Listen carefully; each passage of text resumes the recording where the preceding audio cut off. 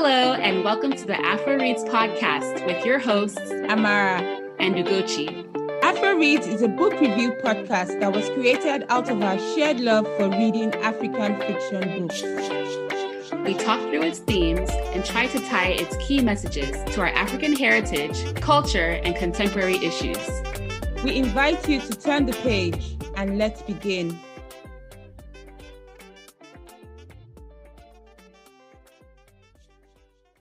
Hi everyone, welcome to another episode of AfroReads Podcast. It's been a hot minute. I think this is our 16th episode.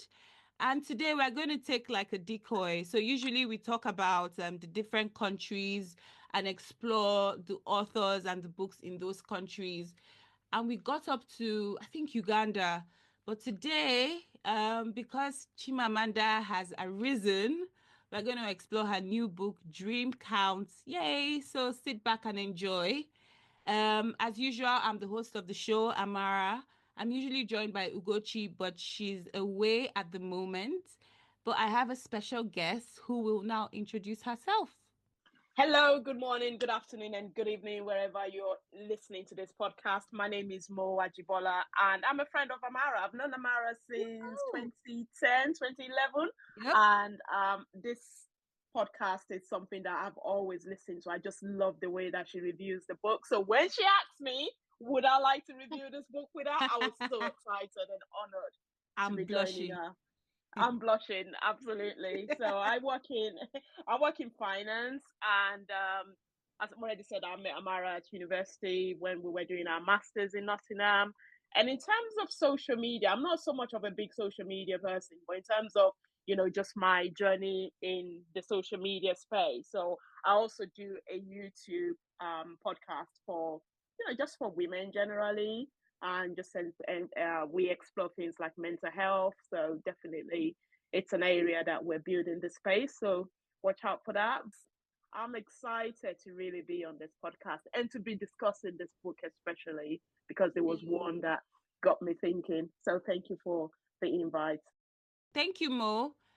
So in this next segment, we usually talk about something interesting that has happened in the news or fun facts. Before I started this podcast, I was just scrolling through and I saw the news about a Ugandan judge, a UN judge. I think about 3 or 4 weeks, no, a couple of weeks ago, she was in the news already because there was a body cam and they were arresting her. And I really thought that was like a prank.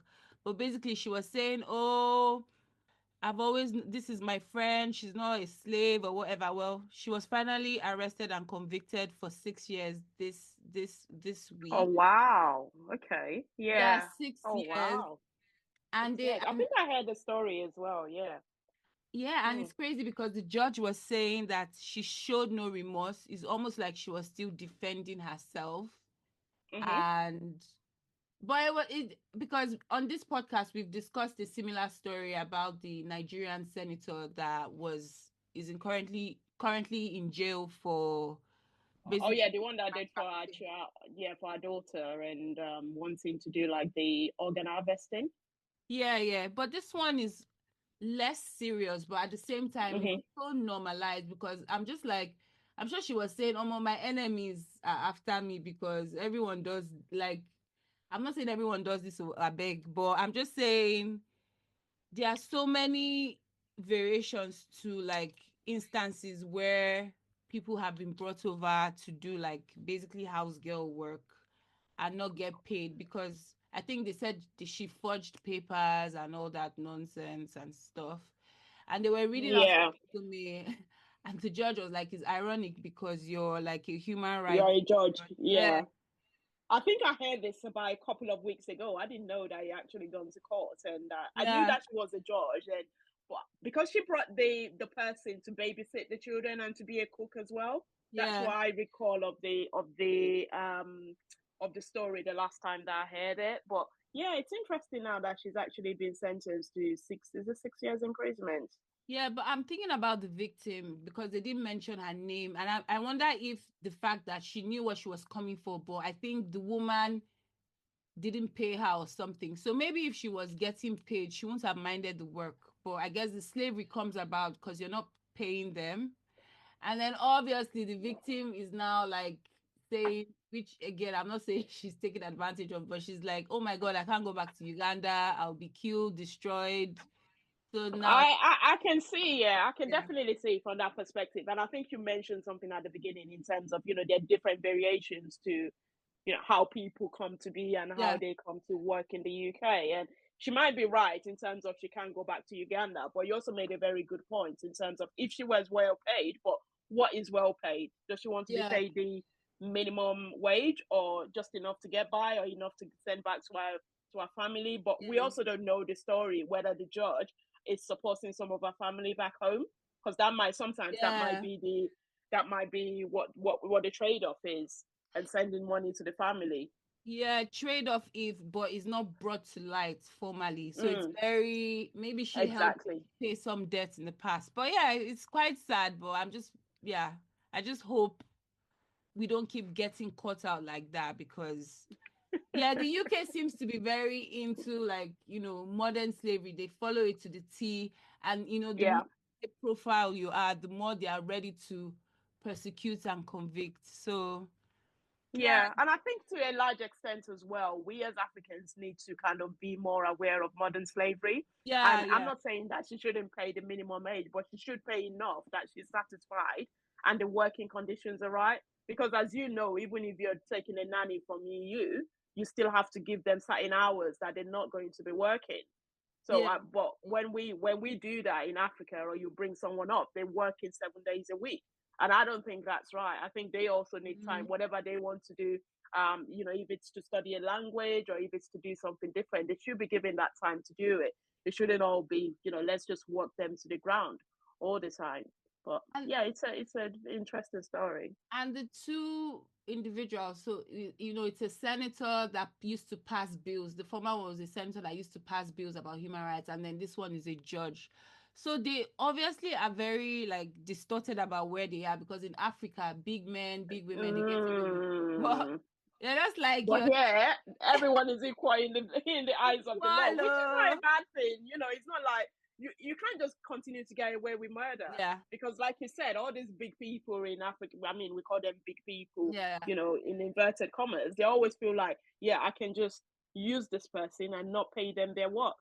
But then you bring that attitude into a setting like UK, yeah, whereby, to a large extent, I'm not saying we're all equal because we know we're not, but people have a basic standard and basic right that you should try to respect. And when you don't try to respect that, and you get caught out, I'm sorry, but I don't have pity for them. I don't have pity for them, but at the same time, it's like I wonder if there's like a misunderstanding, something that is not connected. Mm. As I said, maybe the woman would have been fine hustling away. I think maybe the madam or the judge slapped her once, and then she remembered, oh my, this madam hasn't paid me for 3 months. Let me Yeah, just, yeah. start reporting her to the authorities. So who knows, eh? Who knows? Who knows? We don't know the Mm. true story. We don't. I mean, we know a version of the story. Yeah. Speaking of, the author, but yeah, there's always two sides to a story. But let it be resounding to like, people that come out and do these things and employ people illegally, right? Yeah, yeah, totally agree. Totally in support of that. I was going to mention the Pope story, but I think we should move on. Maybe when a Pope is he elected or chosen? I don't know. We'll come back in our next episode. But yeah, when this episode airs, it will probably be out anyway. Um, so let me give a brief summary about the book. Sorry if you've not read this book, it would be good to you skip over now. But I always think this is a good reminder for some of us that read it long ago, or some of us that didn't have time to finish it, or some of us that didn't read it at all. So yes, we're going to talk about Chimamanda's brand new novel, Dreamcount. And the book centers around four women: Chiamaka, Zikora, Omelogo, and Kadiatu. And it's basically a layered portrait of how women deal with love, disappointment, ambition, and trauma in a world that constantly shifts the rules on them. Chia the first character and the novel's anchor, is a Nigerian travel writer based in Maryland. And we meet her first during the COVID lockdown. She's lonely, reflective, and a bit stuck. She spends a lot of her time looking back on past loves, her relationship, and moments where things could have gone differently. Chia is thoughtful and observant and sometimes uncomfortably honest. Through her, Chimamanda explores the idea of being hyper aware of choices but still feeling lost. She also lives a fabulous life, I must add, does not do 9 to 5s and travels. And even if some people say they don't relate to her, others really can. It just depends on perspective. The second character is Zikora. Zikora is Chia's best friend. She's a high-powered lawyer who is also navigating the tough realities of single motherhood after an ex basically broke her heart. Zikora's story brings up questions about women and their expectations and the compromises they have to make in relationships and what happens when those who should stand by us just don't. Omelogo is Chia's cousin, the third character, who is the most fascinating in the book, in my opinion. She's bold, opinionated, and is not afraid to call out the performative aspects of modern activism, especially online. She quits a successful banking career and goes to research on pornography and its impact to society. She deals with the complexity of intellectual freedom and also what it takes to conform as a woman with a voice. She also lives a fabulous life in Nigeria, Abuja, as a spinster, and she plays Robin Hood games on the side. Then we have Kadiatu, who is Chair's housekeeper and works as a hotel maid in the US. Her own story is based around migration, exploitation, and healing. She survived a deep rape trauma, which is based on true life events. And yeah, those are the four characters. So the whole book is about intertwining these women's stories and seeing how they relate to each other. The name Dreamcount was more about, instead of using body count, they used dream count to recount the different stories of relationships that could have been. And yeah, that's how the name came about. All right, I hope that's a nice summary. Did I miss out anything, Mo? That was an excellent story, excellent summary of the story. I love the way that you went into all those different characters, and I haven't, to be honest with you, I haven't really thought about them in that way, and Oh, it got me really? scratching my head. Yeah, I think there's some of them that, I kind of raised a bit of an eyebrow when you said that, yeah, they're hyper aware of choice, like Chia. I know we're not going into the Yeah. characters at the moment, but I'm like, okay, that sounds interesting. Raised a Yeah. little bit of an eyebrow, but yeah, I love the summary and the way you just went into the different characters and how their stories are all interwoven together. So if you haven't read the book, this is an excellent story and a sign for you to make sure you read it before we continue with the rest of the podcast. Okay. I don't know. Okay, I'm gonna start with like peculiar questions and we can then like review the book as a whole, basically. So the Mm-hmm. first question I have on here is, who was your least favorite male character and why? My least favorite male character. Gosh, that's an interesting story. I think for me it was Kwame. So that was Zikora's baby father? Yeah. Yeah. Um, that story just felt a little bit odd to me. It felt like he was the perfect gentleman. He Mm, was well established. He had his family. Yes, he was in the family. He didn't take them back home, but he just had everything lined up. And all of a sudden, Sarah said she was pregnant, and to me, something was missing there because I'm like, how can you go from the perfect gentleman to suddenly being an absent, missing link there that I just did not get? And as a result of that, I couldn't really like that character. At the beginning, when we were introduced to Kwame, I loved yeah. him. I'm like, oh, I was really excited. But that sudden disappearance, it just left me with a little bit of a it left me with a little bit of a gap that I just couldn't comprehend. Whereas with the other characters, with the other male characters, I felt like we saw their beginning, their middle, and their end. There was a closure, and there was Yeah. a reason for that closure. But when it came to Kwame, I just didn't get it. So So that hole was just gaping for me when it came to Kwame. What yeah, about you? no, it was, and just to echo, it's a lot of people's frustration. And I tried to listen to some of her interviews, especially the one with Trevor Noah. And Trevor Mm-hmm. Noah, I think they asked about Kwame, and she was like, almost sometimes there is no closed chapter. It's just life. Mm, That's how it is. yeah. Um, so I think that was extra frustrating to hear. But my worst character was Darnell. I'm surprised you didn't say Darnell. Darnell was disgusting. He was gross. The craziest thing he did, she was describing like the fact that she had told him, "I don't like beard oil, you know, Yeah. I don't like your beard oil," and the This is fact when they that he were just in ignored Paris. Yeah. her. Then the mimosa scene as well, just Yeah, when they so were, I mean, there were loads of things that Danielle did wrong, so but for many. me, yeah, for me though, personally, because when Mm, I started reading, and now we're going to go into themes later, when I started reading Chia's story, I was so frustrated mm-hmm. because I felt like, why is this writer always putting, like, not always, but why is this writer putting women down? That was the feeling I had throughout Chia's story. So for me, I didn't really see the pain from perspective. For me, it was Chia trying to bend herself to be what she isn't Yeah. in order to please this guy. So I didn't see the guy as being flawed. It was instead Chia that I saw as someone that Oh, that's a was good a little bit flawed perspective. and trying to feeding him with that attitude. Because if she had stood up for herself and say, "Listen, I'm not going to take this. Where is this relationship going?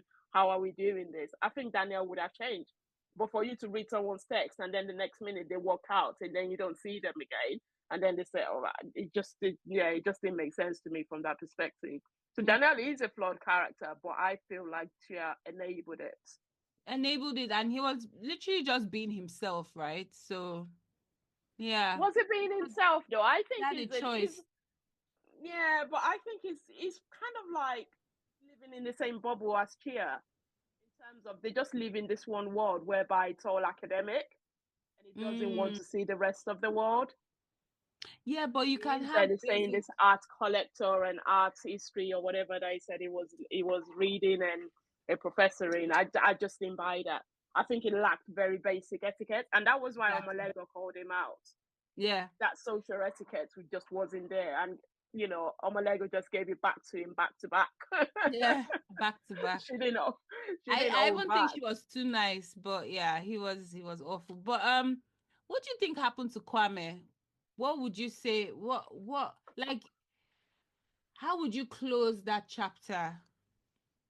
I don't. I Would think you say? sometimes, when I was reading that, I had to remind myself that it's fiction. Yeah. That this author did that intentionally. How would I have reacted to it in life, or if it were a friend of mine? I have no idea. But one thing that I wasn't really sure about was when Zikora had the child, the baby boy. Mm-hmm. Why didn't she go to the parents? Oh my God, I'm about to say that. Like, that would have been the easiest solution, Mm, right? yeah, Um, because they welcomed her initially, yeah. so and it didn't look like he had daddy issues. Like Kwame didn't Mhm. look like he had daddy issues. The family were well to do.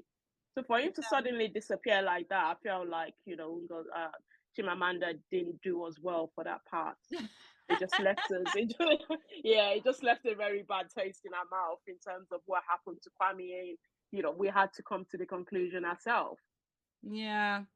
Okay, next question. Do you have a favorite character out of the four protagonists? I think for me it was definitely Omolego. I like the way Yeah. you pronounce that name, but I'm not gonna pronounce it because I don't have the I don't even Igbo think I accent. pronounced it well, but I think it's Omelogo. But I think Omo- Omelogo, but people say Omelogo. I don't know. I don't know. yeah, I Sha? just call her Omolego Oh because yeah, yeah, I call Omelogo. her with the Yoruba accent. But I think initially when I met her, I'm like, why is she so stuck up? What Yeah. I don't think we really got a reason as to why she was stuck up, but some of the things she did, I admired. You know, the Robin Hood, the scheme. Robin Hood fund, that scheme that she was doing, I really admired her. I think the way she lived her life in Abuja, I'm not gonna lie, I was a little bit jealous of that, and I'm like, So honestly, I was like, oh my, if this sorry, is not what in Lagos, in Abuja, yeah. if this is what Abuja was offering me, but yeah, she's right. Even the dealings with clients, you know, everywhere, just experiencing that sexual harassment or just something that has to do with the fact you're a woman, it's right there. The stereotypes about like Hausa women and you know the fact that no Yeah. one takes them serious, everything. That's why I liked her story because I could touch it. It was like me, but she was like an MVP of yeah. So that was Yeah. good. Again, there was like a hole in Chimamanda didn't really describe why she was depressed. Never really got into I that. agree. Yeah, I agree. I felt like there was a missing link there as well, you know, because on the one hand, I don't want to say stolen, she's gathered enough money to then go to America. And then, you know, she kind of had a little bit of a hard time fitting in, but to then descend totally into depression, I felt like we weren't really told the backstory of how that happened. We But were not told the she's backstory. a very strong character as well. So I was surprised for her to go into that deep depression, whereby she Maybe it's wasn't eating for real. nearly 3 days. Yeah, maybe it's realistic that the people we think are strong are just also trying to manage Mm, with life. Because even if they didn't really tell us about the depression, I guess they told us about her life after she moved yeah, back to Nigeria, and she yeah. seemed to have come out stronger and bolder. Mm, So maybe mm, that's taking. I think the part I really didn't like about Omelogo is that I think Chimamanda used her character to just air her frustrations about that's an activities. There interesting was one. one like lengthy pages of like them bashing the lecturer, and there Mm, was a back and forth, and I was just like, who cares? Who cares about this shit? yeah, And I just felt like it was like the author was trying to voice her opinion about something. So that wasn't really interesting. yeah. I And agree with you. I yeah, right. noticed that as well. Yeah, I noticed that as well. But yeah, to me, she was, yeah, like she was also my favorite. I think people complained that Chia's life was a bit unrealistic, and Kadiatu, I felt that she, I don't know why Chimamanda did not use Binta's story. So Binta, Kadiatu's sister, I think that Yeah. character would have been more believable. The Kadiatu used here was innocent. Oh my God, I didn't know money Mm, was in my account. And oh my God, I didn't know the tapings. And oh my God, I'm so innocent. I was just like, I yeah. want to slap you right now. Whereas the character that she's based on, if you even look at her, you know that her eyes tear. Like there's a reason. I'm not saying people shouldn't have believed her, but you can see she was quite a complex character. Did you ever follow the Right. Okay. When you started talking about Kadiatu, I think, yeah, I think for me, if Kadiatu wasn't based on a real life story, I probably would have enjoyed her a bit more. It wasn't Oh, until I okay. got to the end and then I read the what did she call it? The prologue. Is it Yeah. prologue? The one that she wrote at the end of it. And I kind of Epilogue. Googled it, epilogue, that's it. And I kind of Googled it. And yeah, I'm like, okay, I probably don't want to know that because Did, I would rather that it was completely fictional character. did you not follow the real life story? I did, but I didn't realize that she was going to bring that into the book. What did you think of the real I was life reading. story? Honestly, because I It was was in a long time ago and I can't remember it precisely, but I oh remember feeling quite angry at the time that this is a big man that is trying to use his power to silence a woman. But then I also appreciated at that time the character of the lady in mhm. question that accused him was a bit questionable. So I didn't really know Yeah. the truth. But I did at the same time I didn't feel like, you know, I leaned more onto the side that this was a big man with power trying to manipulate and override someone that is just a housekeeper. Same as well. And yeah, I think same as well, but honestly, I was in the middle, and I feel ashamed to say that because I think even if I didn't like the Kadiatu character, I thought she was just too sweet for my liking. I like people that are very complex. She I didn't have no really spine. think I really like that Chimamanda brought this back up because honestly, I was in the middle. Like, obviously, I was in France at that time. I doing my au pair job. So the name Yeah, DSK, the big guy, he was yeah, huge because he was about to yeah, be the president. So it yeah. was honestly, I was watching him on TV. He came from Mhm, IMF, and mhm. then literally 2, 3 weeks later, this story came out. So I was just like, Yeah. oh, this is highly suspicious. This is sus. Mm. So that played on my mind a lot.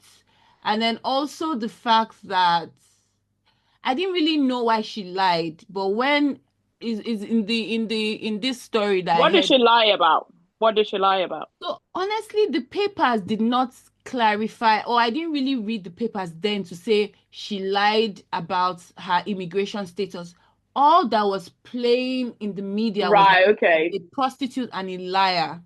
I Yeah, didn't yeah, yeah. investigate, I didn't delve deep. So honestly, in my mind, I was like, this character is a bit complicated and it's a bit like I didn't go into, oh my God, it's a big man and a maid sort of thing, even if I could see Mm. that sort of thing. But that other part really played. That's why I was a bit disappointed that they made Kadiatu very simplistic and Yeah. But one dimensional. what do you think Chimamanda was trying to achieve by bringing that story into this book? So Especially she matching it very closely as well. So in interviews, because yeah, I was obsessed when Dreamcount was coming out. So I attended her Mm, interviews, I watched it online. mm. But basically, she's never actually met the real life character. She doesn't know her from Adam, Yeah, which I thought yeah. was And really she's strange. I thought mhm. with all the power she had, if she met the lady, maybe she would have got more of a nuance. So maybe the fact she didn't do Exactly. that, she wanted to keep it impartial to kind of for everyone to revisit that topic without any extra facts. Like, guys, really look at this. Isn't this silly Mm.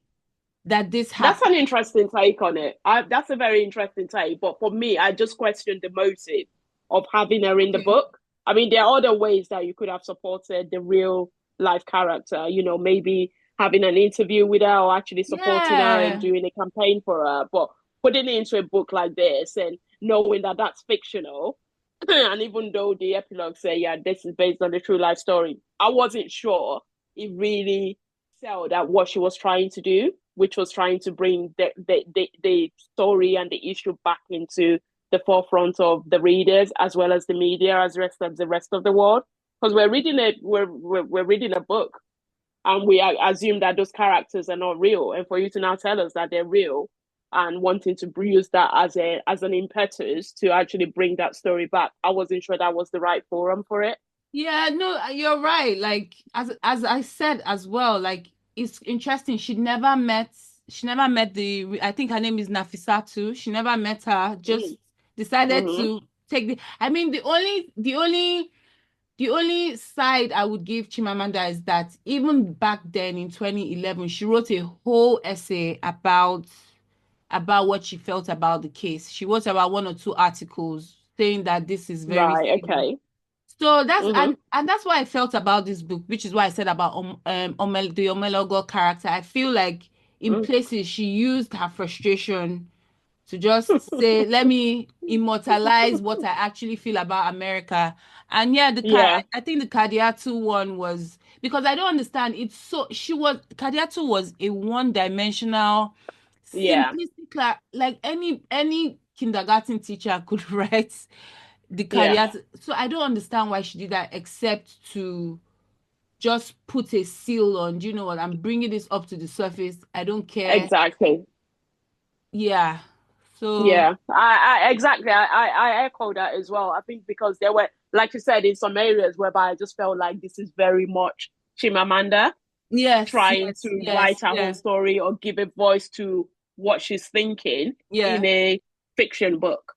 yeah. And one thing that really disappointed me about her, because I've always seen her as a feminist, Yeah. I didn't feel like this book was a feminist book. I didn't feel like I could see her as a feminist. Maybe it wasn't until I got to Kadiatu and maybe part of Omalego's story that I felt that feminist slant to the book. Because the way she treated Zikora and the way she treated Chai, it's kind of like, what feminist is going to do and treat their characters in such a way whereby they're powerless and, they're almost at the mercy of their men. But maybe that is also a technique. So I take that as a different stance. I love that we're discussing about this. This is amazing. No, so in the first part, the feminist part, it could be that because honestly, I related to all the characters. They talk about fibroids. I'm in my late 30s. I'm 37 this year. I went for a fibroid check for the first time because I just wanted to know what my chances are. I'm not married. I don't have kids. So these are literally my best friends. Chia, Zikora, I'm in that boat of trying to decide to be a solo mom as opposed to looking for all these frogs that you keep kissing and nothing comes of it. This time wasters, I am exactly in that category. I see myself as a feminist. So to me, I think she was just trying to say these feminists that were painting in terms of like Wonder Woman, where you have a spare and you're ready to. It's not true. At the end of the day, deep down, we are still all looking for some sort of love or some kind of. That reminds me though. That reminds me when you said that yes, there is feminist, and then on the other side of it is actually that there's this deep love or whatever you want to call it, and that reminds me of that quote that I can't remember Auntie Jane had with Omologo. Yeah, what is it? I think she said something like, "Don't pretend as if you like the life you are living." I don't particularly like that quote, but it was a standout for me that turns out I don't understand why Omolego has to pretend that she likes the life she's living. Yes, she's 46, but what if she doesn't want marriage or she doesn't want children? Can she not still enjoy the life that she's living? But whereby she's not pretending, because I don't think from Omalego's side that we ever had an opportunity, we ever had an inkling to say that she desperately wanted to get married. No, she didn't want to get married. But remember that after the auntie quoted her, she like thought about it for days on end. She did, but does that mean she's not happy about it? Then I think she was okay. But let me tell you more from that perspective. It happens even to me all the time. Like 90%, I'm actually okay. I don't have dependents. My money is my money. Exactly. But guess what? There are times, honestly, there's that 10%, 2 days, maybe 2 days every quarter, where you're actually like, I kind of wish it was a bit different. I wish I did marry at 26, 28, and I had a family. It does creep up, and I think that's what she was trying to say. Also, there's a really nice quote from Zikora who said, the truest longing for marriage depended on someone else. No, I think she said, no matter if you can afford everything, you can swipe your card left, right, and right. The truest longing for marriage depended on someone else. That kind of, you have everything in your control, but that longing for marriage, you don't have in your control. You can never have in your control. But what does marriage, I mean, let me ask that question again, because I am married and I don't want to dismiss the institution of marriage. But if it's not something that you aspire to, can you be happy without it? If you have your own money and, yes, occasionally you would see people getting married and it might be depressing, but that doesn't mean you're just reminiscing. I don't think that necessarily means that you're you're happy about it. When you say marriage, are you talking about a lifelong partner that where you didn't have to go through the ceremony, or are you talking about the ceremony where your husband and wife? It doesn't matter. It doesn't matter. Like, mean, when you're husband and wife, that's the latter that I'm referring to. How you got there, whether, you were a baby mama or you did a, Hollywood or Nollywood wedding or you had a court wedding, that's up to you. But for me, that man and woman living together, I just feel like sometimes we fantasize and see like this is the ideal in the society. And is it really an ideal in the society? Because there are different types of marriage as well. It's not everyone that is in that marriage that is necessarily enjoying it. So I think we have to be realistic that yes, it's something to aspire to, but whether or not it's an end in itself on its own, I don't necessarily agree. I Yeah. think there is a way that you can still be not married and be happy and still be contributing to the society and still be living your best life and still be fulfilling your dreams. Yeah, definitely. I'm living that life. So yeah. But remember, like, did you watch the interview with Tracy Ellis Ross? No, I haven't watched that one yet. No. So she's on the Michelle Obama and her brother have a Mm-hmm. podcast, and Tracy Ellis Ross came on, and she said exactly the same thing. Like, I'm happy with my life. I'm in my 50s. I've contributed Mm-hmm. to the world. But yeah, are there times that I wish I was married with kids? Yes. Do I Mm-hmm. contemplate on it sometimes? Yes, but majority of the time I'm actually very happy. So that's why I'm saying, like, it's nice most of the time, but Mm-hmm. maybe is that sort of the grass is we always think the grass is greener on the other side. Yeah. Would you say? And to be honest with you, I'm not even sure that they're gonna be like as a husband, I mean as a wife and as a mom. I, I just feel like she's that very Abuja babe, with the big cars and the big job. And yes, and maybe the boyfriend or, whatever, Yeah. what do we call them nowadays? Like a rich uncle on the side. I'm not saying it's right, but some people do that kind of lifestyle and doesn't make them, even makes them happy. Who are we to judge them? Marriage is amazing, don't get me wrong. But if someone chooses an alternative and Native, say, yeah. I'm 46, I just want someone to service me, and if I have someone to give me money as well, is that a bad thing? Is that a Yeah. bad So I don't know. I think so that's my take on the whole feminist thing. I think even if she didn't bring any new nuances to the whole feminist debate.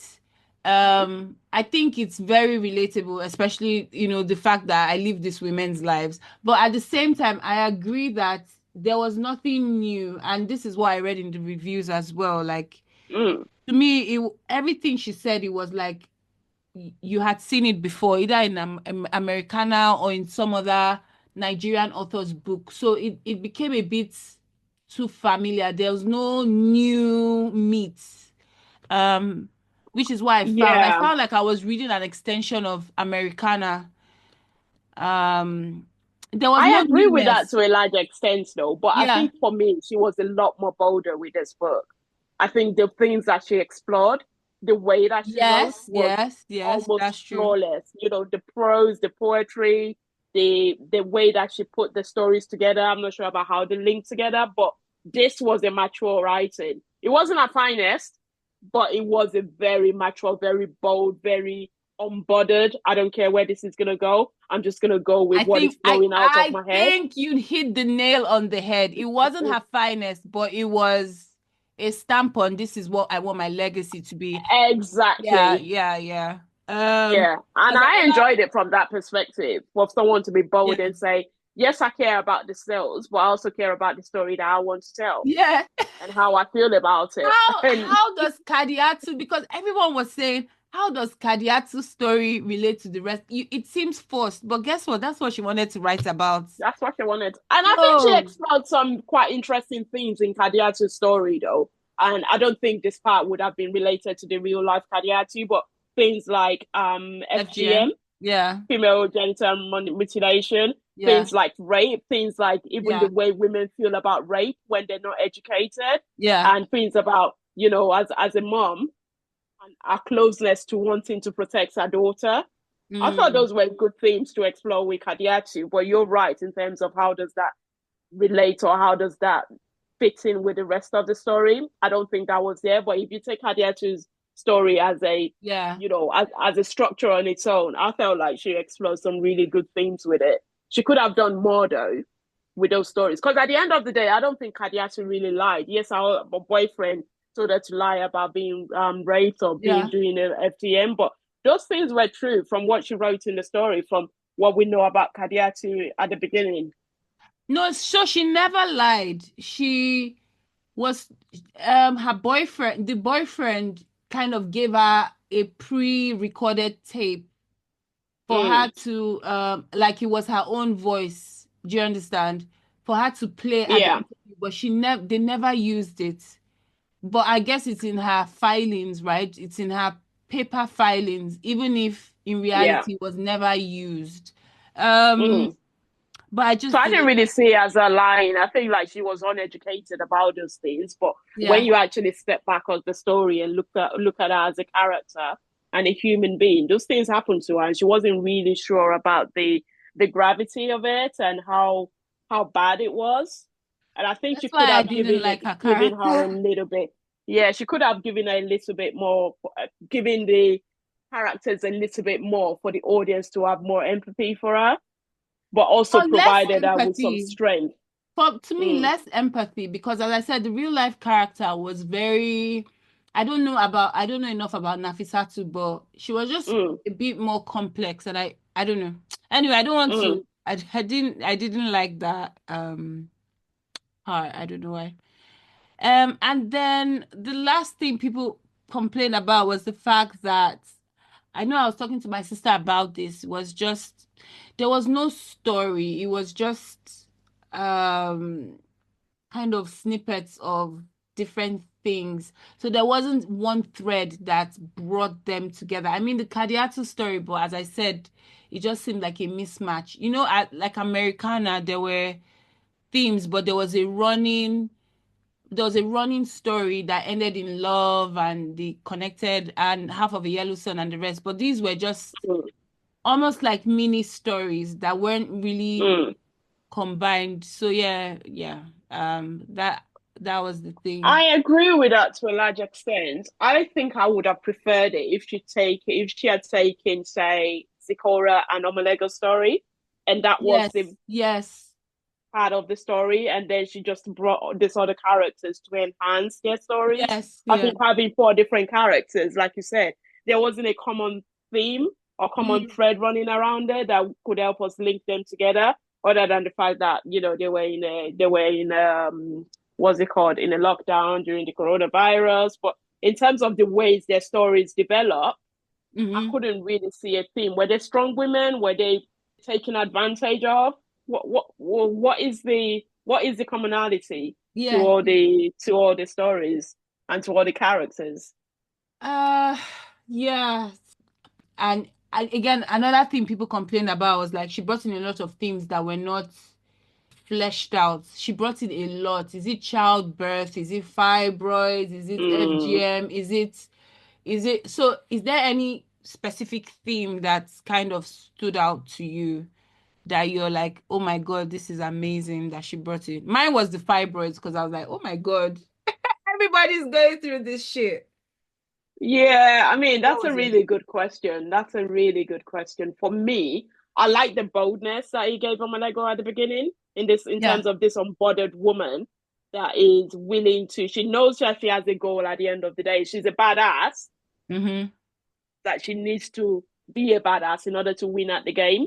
Mm-hmm. So I kind of like that strong woman that I saw in Omalego. And that for me kind of, it wasn't until I got to it that I started to understand, okay, maybe I can continue to read this book. Because I mean, this might sound like a personal thing, but I don't really like weak women or women that, like Oh, Zikora. I know it's a big word, but like Zikora and, all of a sudden, Zikora, I don't think she did justice to Zikora because I don't think she deserved what actually happened to her. But someone like Chiamaka, your parents have money and all of this, and all of a sudden you're running after all these useless guys. It just makes me feel like, wow, why am I reading about this story? I want to read someone that would inspire me, yeah. whether good or bad. A Because lot I of can't people say thought that Omalego about is inspiring. Chiamaka. Yeah, I can't say she's inspiring, but she did some things chest Okay, boldly. I think the last point is Mm-hmm, COVID. Now, I was so excited in the beginning when she was talking about COVID and like reflecting on people's experiences, and she was talking about those long queues, queuing for tissue. I mm-hmm, was so excited and I thought it would run throughout the book. So mm-hmm. I was quite disappointed. It was literally just 2 pages of COVID. And I thought that would have been an interesting angle because now we're beginning to see books about COVID, the experience we all lived through, just have that Mm, nostalgia. So I think that was an opportunity she might So have what do missed you think she out on. could have done better with the COVID context? Girl, describe every day, furlough, George Floyd, just Oh how yeah, we were yeah. That's experiencing our interesting. emotions, all Yeah, the Ahmed Arbery, uh, yeah, that, yeah. yeah, just I don't know, just take us through. That's the thing. You're asking me like what should she have done better? I honestly don't know Mm, because I expected her to do the work because she's such a good yeah, writer, right? I would yeah, have yeah, swallowed anything she was saying about COVID because that would have been nice nostalgia in a fictional form. yeah. But yeah, I think, that's yeah, the only I thing. think that's interesting. For me, when I read about that part and I read about COVID, I thought to myself that this would have been a book that if I were to read it, say 10 or 15 years, Mm-hmm. sure, that giving an idea of where COVID and what we were doing and how everyone was locked in. So I think it would have worked better if it was a future, if it was a book, if it were a book that I'm reading 10 years into the future, say in 2035, and trying to understand what happened in 2020. And the reason I said that is in Americana, is the Americana, which one was up or Papua Hibiscus, the one about the Biafran war. There, Half of the and we yellow had that sun. half of the Yellow Sun. How did I miss that? Half of the Yellow Sun. I enjoyed it more because I felt like I was learning a little bit of history. This one, I was already in that history. I wasn't as interested in COVID, but if you're going to tell it, you Okay. have to tell the full thing. So if someone were to be reading it in future, I think they will be disappointed that they didn't get to know enough about what happened, how it happened. I mean, we saw snippets around, but it Mm-hmm. didn't really give us a sense of how people were feeling, as you said, that social seclusion that everyone was experiencing and that Yeah. psychological distress that most people were going through during that period. I felt like she could have explored that more for people that would read it in the In future. the future, yeah, yeah, yeah, yeah.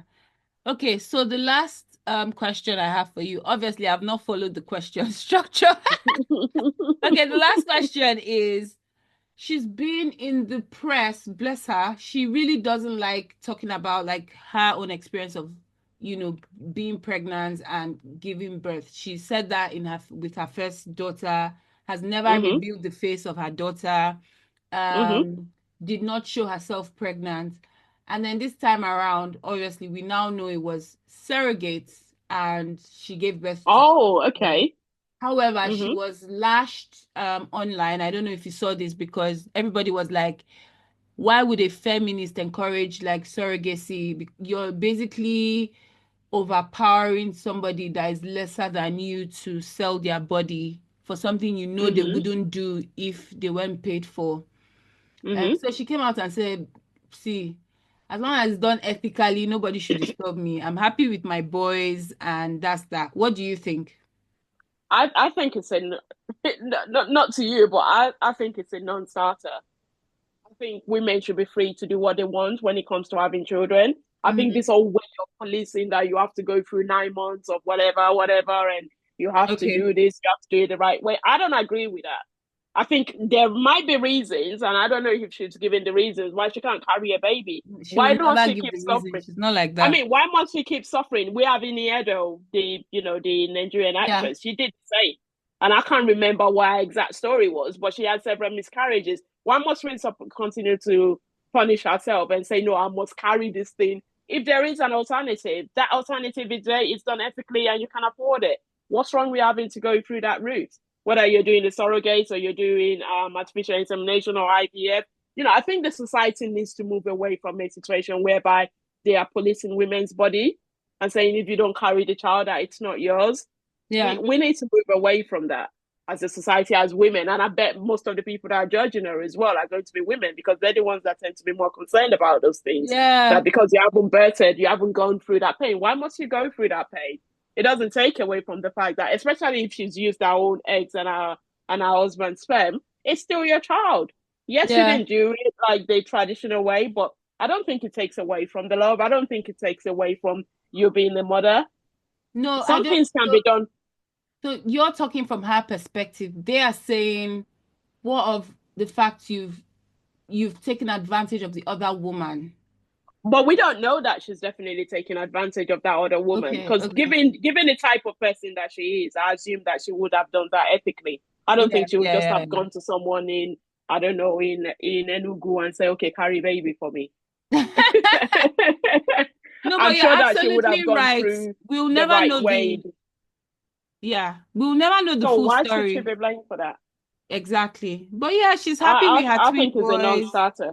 I think Yeah, it's a non-starter argument, and we should be concentrating on other things in the society right. about why women don't have equal rights, and why we still have to be overlooked at work, rather than wondering how someone had their baby and if they had surrogates, whether that is politically correct. Or because you're a feminist, you have to carry the baby. What if she cannot carry the baby? It's the same society that is going to come back to you and condemn you and say that, oh, you haven't been pregnant and you've been married for 15 years. I think we have to decide which side do we want to be on. Do we want progress, or do we want to go back She to said the exactly the 18th same thing. century? She said exactly the same thing, that it's just a paradox, but it's not, if it's done ethically, she has no I don't regrets. see an issue with it. I have no issue with that. People are do these things for different reasons, as long as you're not exploiting the other person and it's not a power struggle. Do you? Do you? Okay, we've kind of come to the end. I um, know. when you think about dream count, are there any like standout quotes, something, a line that really stuck with you, or how does the book really stick with you? When you hear dream count, what do you think about? What kind of emotions or feelings do you have? I think I mentioned a quote at the beginning that Auntie Nick had mentioned to Omalego, but in Yeah. terms of any other quotes that stuck out to me, I can't really think of any, because I felt like we've explored all the themes. But Yeah, when we I did. think We really about did. yeah, when I think about the book as a whole and what stuck with me, I was expecting a little bit more from a feminist, I have to say.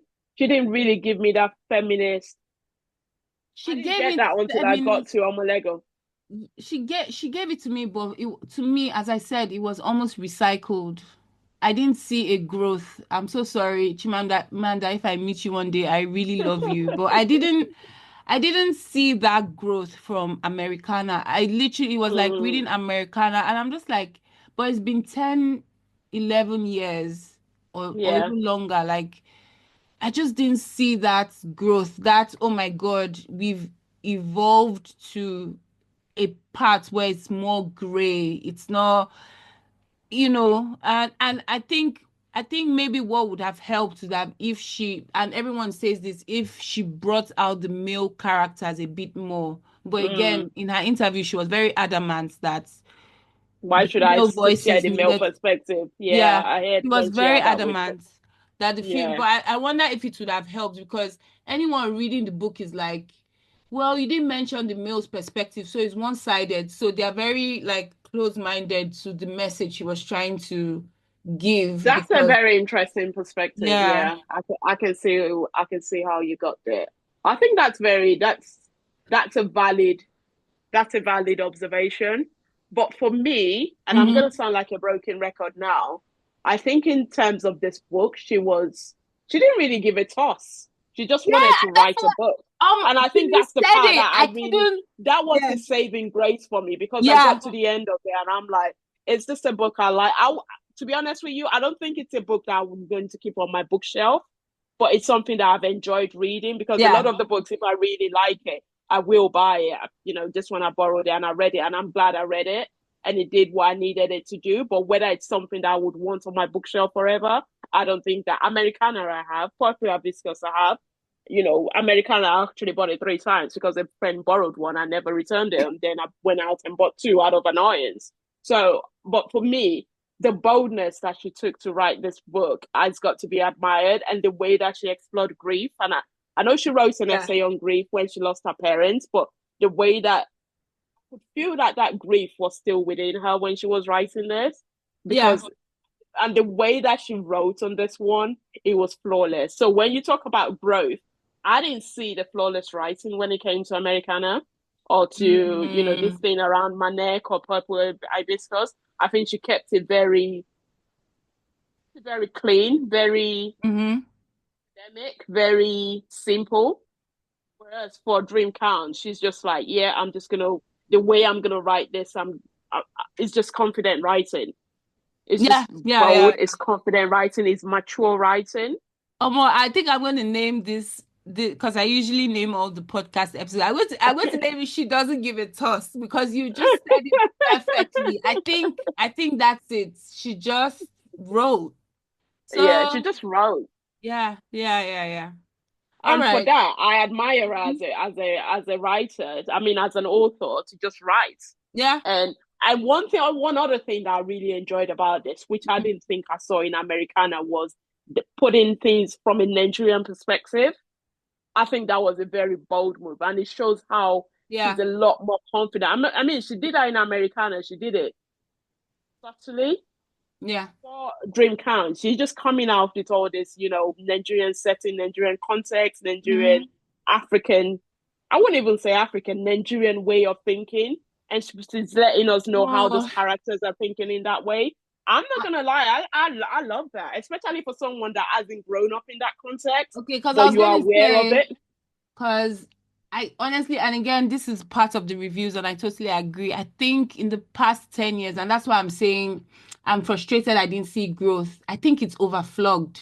I think if you read Africa literature, you find out the whole, you know, nuanced Nigerian perspective behavior is a bit overflogged. And I think she just played into it. It was nice to see the uniqueness of characters.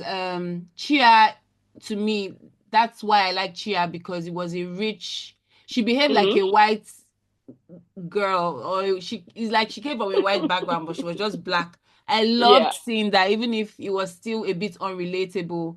But So yeah, what every do you other mean by thing, that it was overflowed? How do you mean? I can't explain it. Again, it was like reading Americana and the terms, I don't know. I can't describe it, but the almost like not colloquial language, but I can't explain it. Way that the characters were speaking to each other and the conversation and their thought process.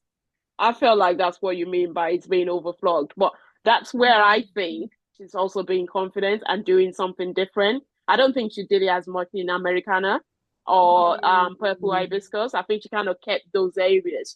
She didn't want to open Nigeria too much to the world. Yeah, but that's what I'm In this saying. one, It's not her book that's overflogged. It is the 10, 15 years, like we've seen a lot of Nigerian African writers, okay, and all right, they've okay, done I it. can see that. We've heard it all Right, before. okay, I get you There's now. nothing Yeah, new. That's why I was okay, a I bit get you frustrated now. that I didn't see growth. I didn't see Okay, I get next I get level. where you're coming from. Yeah, I get where you're coming from Um, now. but I love her. One day we will meet. And I'll just give her a big hug because she has really been part of my growth as Mm, trying to, come out in a more like mm, feminist light and not be ashamed of it. yeah. But yeah. So I this love is, her as well. I really yeah, I enjoy her writing, and for her as a person, I think when she first came on board and she started speaking this as a Nigerian woman and yeah, people had to yeah, take yeah. her seriously and she started pushing back. I really enjoyed that. I love that boldness. I love Yeah. that assertiveness that I saw in her. And I think she kind of put a little bit of that, especially around the We Should All Be Feminists. That Mm-hmm. was a book that for me that was like a feminist Bible. I just love the way that she explored I need feminism to in buy that. it. I don't have it. But when we now come to Dreamcount and she started putting all the stories, I'm just like, come on, girl, give me feminism. No, I need to read that. I actually haven't read that. All right, we've come to the end. Thank Um, you. Guys, it's been amazing having Mo on the show. Mo, would you like to plug in any handle? Do you like us to check out any of your social media platforms? Well, yes, please. And thank you so much for having me. I've really, really enjoyed this podcast. Continue to make sure you subscribe to AfroRead Podcast. That is your plug for all the best books that you should be reading. Don't just read any other book. Make Woohoo! sure that you've looked at the review. And as for me, you can find me at Living Word Podcast. And I do podcasts on mental health, on women, on children, on anything that I feel is relevant to the modern woman.